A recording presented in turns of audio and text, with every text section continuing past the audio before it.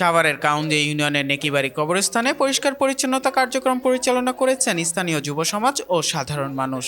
বাংলাদেশ জামাতে ইসলামীর শ্রমিক কল্যাণ ফেডারেশনের উদ্যোগে এই কর্মসূচি বাস্তবায়ন করা হয়। আগামী ৩ ফেব্রুয়ারি দিবাগত রাতে পবিত্র শবে বরাত পালিত হবে। এই উপলক্ষে ধর্মপ্রাণ মুসল্লিরা সারা রাত ইবাদত বন্দেগীতে মশগুল থাকবেন এবং নিজস্ব আত্মীয় স্বজনের কবর জিয়ারতে কবরস্থানে আসবেন। সেই বিষয়টি বিবেচনায় রেখে আগাম প্রস্তুতি হিসেবে কবরস্থান পরিষ্কার করার উদ্যোগ নেওয়া হয়েছে বলে জানান স্থানীয় জামাতের নেতাকর্মীরা।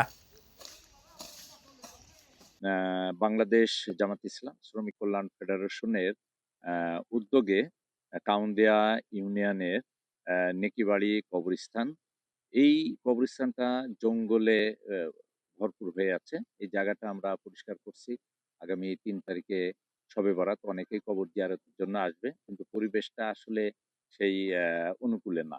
সে কারণে আমরা কাউন্দিয়ার যুবক ছেলেদেরকে নিয়ে এবং অটোরিকশার কিছু লোকজন আছে, সাধারণ পাবলিক আছে, এবং আমাদের শ্রমিক কল্যাণের লোকজন আছে, সবাইকে দিয়ে আমরা কবরস্থানটা পরিচ্ছন্ন করার আমরা চেষ্টা করছি, যেন সবাই এখানে এই শবে বরাতের রাত্রে জিয়ারত করতে আসতে পারে নির্ভয়ে। কারণ এই জঙ্গল টঙ্গল থাকলে এর ভিতরে পোকা মাকড় এটা সেটা ভয় ভীতির একটা কারণ থাকবে।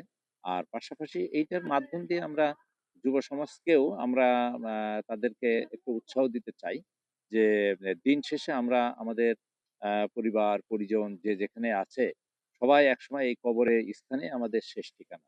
সেই জায়গাটা অন্তত একটু ভালো পরিবেশ হওয়া দরকার বলে আমি মনে করি। আর সেই জায়গা থেকে মোটামুটি আজকের এই উদ্যোগ নেওয়া।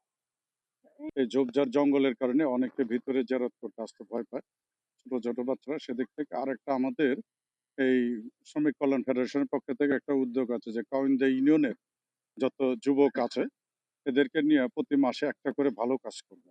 আর তারই ধারাবাহিকতার প্রথম এই উদ্যোগটা আমরা নিয়েছি যে সেটা কবরস্থান দিয়ে শুরু করব।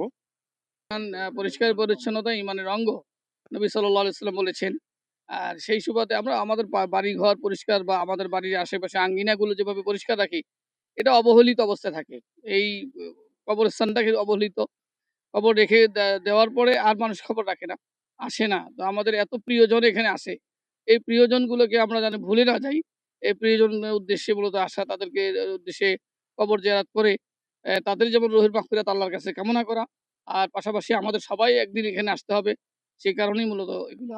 আনন্দ এবং উৎফুল্লের সাথে কাজটা করতেছি, যে কাজটা দুনিয়া এবং আখেরাতের জন্য কল্যাণকর। কারণ আমরা এই দুনিয়ায় যখন বাঁচি তাই আনন্দের সাথেই মানে সৌন্দর্যের সাথেই থাকি, তো ভালোভাবে থাকি। কিন্তু আমরা যখন দুনিয়া থেকে চলে যাই, তখন যেখানে আমরা চলে যাই সেই জায়গাটা হচ্ছে কবর। সেই কবরটা যদি পরিষ্কার রাখে থাকে, কবরবাসীও খুব খুশি হয়, প্লাস আমাদের যারা আমরা কাজ করি তাদের আমাদের কাছেও অনেক আনন্দের বিষয় এটা।